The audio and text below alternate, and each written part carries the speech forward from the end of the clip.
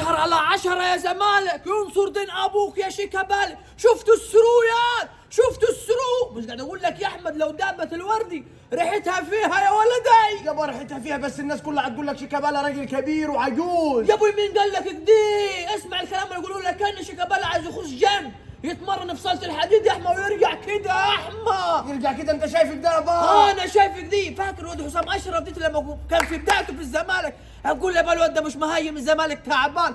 قلت لك اصبر ياد عليه. شفت الهدف اللي جابه النهارده؟ شفت الكتمه الكتمي حتى زلطان ابراهيم فتش داي شغل نينجا هذا الدوري الايطالي دي. يابا ما شغل نينجا وكل حاجه، بس الواد لازم يبقى عنده ثقه في نفسه برضه. يا دي الثقه دي يجيب المباريات الكثير، يا دي ادوا واخد بالك شويه ماتشات انت وما عليه. وشفت يابا برضك يا بعد اول ما زيزو انطلق بالكوره مسك ده واخد البالك، انا قلت المدافع هيطلعها والله. قام حطها في الجون شالها هو المدافع. زيزو مش هيسمي على حد يا احمد، بس عايز حد شكله زي شيكابالا دي. يابا شيكابالا لفها له زي الموزك ده بالظبط، عملها له بدي زي اسبوع الموز. انت يابا راجل لعيب خبره برضه راجل. ده شيكابالا واخد بالك لو ساب الستارز بتوعه في الملعب هيلعب وحده. معروف. امال ايه؟ الناس معروفه والله يابا. اقول لك يا قول يابا. اجلح فوق النخله واخد بالك، هات لي جريتين عشان النفض وعمك زيدان في ذهني. وانا من رايك ده بابا، بس جريتين يكونوا عفاف.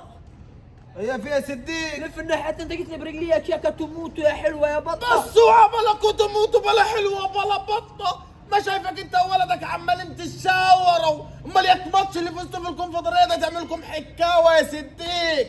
ده ماتش مالوش لازمه، ده فرقه تجيب العار ما كنتوش كي عاوز تفوزوا عليه. اقول لك ايه، اوعى تشغل لي مخك. انت امبارح مش كسبان 3 والنهارده كسبان 3 وشغلت تفتح لي ببقك. لا انا غيرك انت بكتير يا غلبان يا فقير. ليه هتلاعب السيتي؟ لا قاعد العب في افريقيا يا احمد. طب ما احنا نلعب في افريقيا برضه. لا درجه تاني اللي انت هتلعبوا فيها دي افريقيا درجه تانية يا صديق. كده درجه ثانيه. درجة تانية انت هتجيب زيك زي عمامك. احنا اللي هنعمله دلوقتي في افريقيا هنقابلوا الوداد والترجي وصن داونز والفرق دي. هتقابل مين انت يا مسكين؟ فرقة مش عارف اسمها منية وفرقة منية انت ما عرفتش اسمائهم. انت هتعمل نفسك بنفسنا يا كده. لا فوق يا صديق فوق ان شاء الله. لما تروح افريقيا ابقى تنافس عمك الاهلي وحكي معاك. طب انا مش هلعب فيها، مش هلعب في افريقيا انا على جديد. ما قلت لك افريقيا درجه ثانيه يا صديق. يعني شغل ملوش لازمه اللي انت هتعمله. انت هتتعب نفسك بالفاضي بالفاضي. لا تكون فاكر نفسك انت فزت على جواز يتحفل.